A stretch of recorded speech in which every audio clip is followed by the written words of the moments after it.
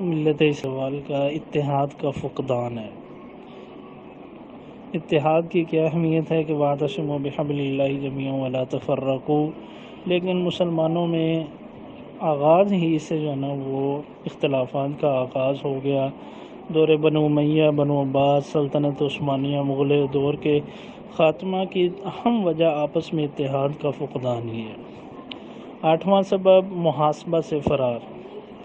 یا ایھا الذین آمنوا اتقوا اللہ ولتنظر نفس ما قدمت لغد واتقوا اللہ ان اللہ خبیر بما تعملون۔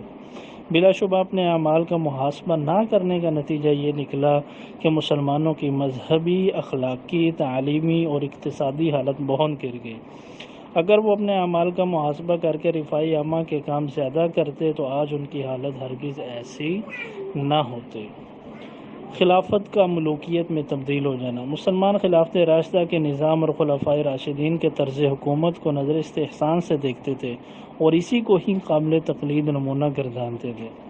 مسلمانوں نے جب خلافت کی جگہ ملوکیت، شخصی اور موروثی بادشاہت نے لے لی تو لوگوں نے اس کو پسند نہ کیا، کیونکہ یہ اسلام کے خلاف تھا، نیز اس میں کیسر کسریٰ کی ظالمانہ کارروائیاں کار فرما تھیں۔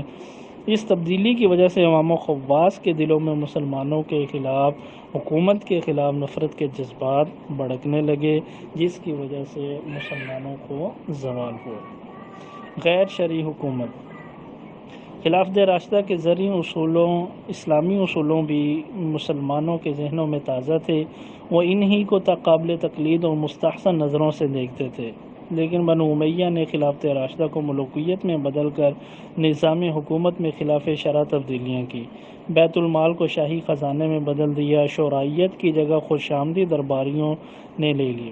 خلیفہ عوام الناس کے سامنے جواب دہ نہ تھا، بیت المال جو کہ قومی امانت تھا حکمرانوں کی ذاتی ملکیت بن گیا، جس کی وجہ سے آہستہ آہستہ مسلمانوں کو زوال ہونا شروع ہوا۔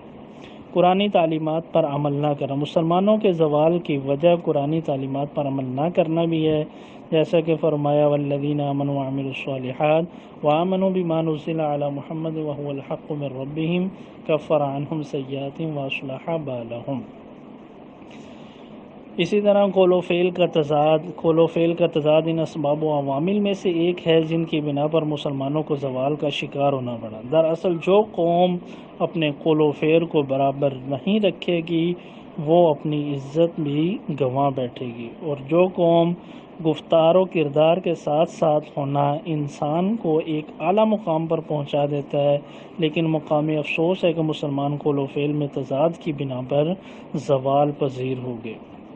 فریضہ تبلیغ سے کنارہ کشی۔ بقول علامہ ابن خلدون کہ مسلمانوں کو فریضہ تبلیغ وراثت میں ملا، جب مسلمانوں نے اس فریضہ تبلیغ کو خیر باد کہہ دیا تو زوال ان کا مقدر بن گیا۔ قرآن مجید میں خیر امت اسی وقت قرار دیا گیا ہے جب تأمرون بالمعروف وتنہون عن المنکر، کہ نیکی کا حکم اور برائی سے روکنا۔ نسلی تفاخر اور قومی عصبیت۔ جب مسلمانوں میں ان اکرمکم عند اللہ اتقاکم کی بجائے حسب و نسب، رنگ و نسل کو فوقیت دیے جانے لگی تو ان کی حکومت زوال کا شکار ہوگی۔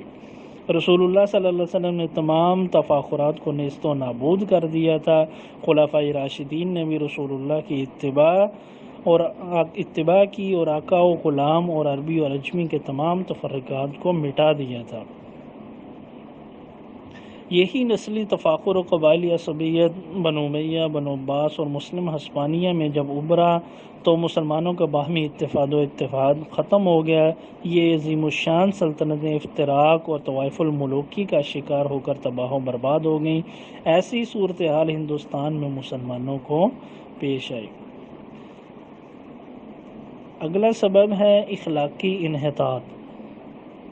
قوموں کی ترقی نہ مادی طاقت کی فراوانی سے ہوتی ہے اور نہ صرف عقل و دماغ کی ترقی سے، بلکہ اس کے لیے اخلاق کی ضرورت ہوتی ہے۔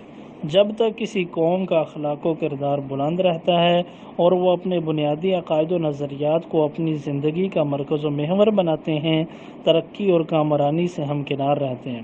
اور اسی طرح کوئی قوم اخلاقی پستی، عیش و عشرت سے ہمکنار ہو کر عروج و اقتدار حاصل نہیں کر سکتی۔ بلند کردار کی حامل قومیں ترقی کی منازل طے کرتی ہیں، لیکن یہ اخلاقی بے راہ روی، شباب و شراب سے رغبت اور عیش و عشرت کی دلدادہ ہو جاتی ہیں تو زوال، شکست اور رسوائی ان کا مقدر بن جاتی ہے۔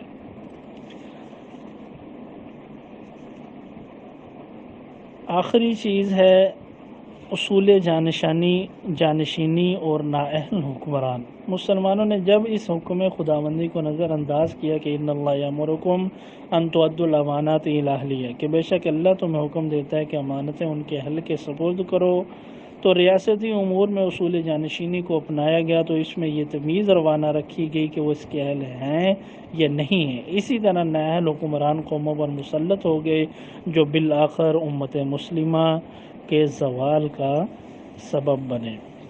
تو یہ اہم اصول مسلمانوں کے، امت مسلمہ کے زوال کے اسباب ہیں۔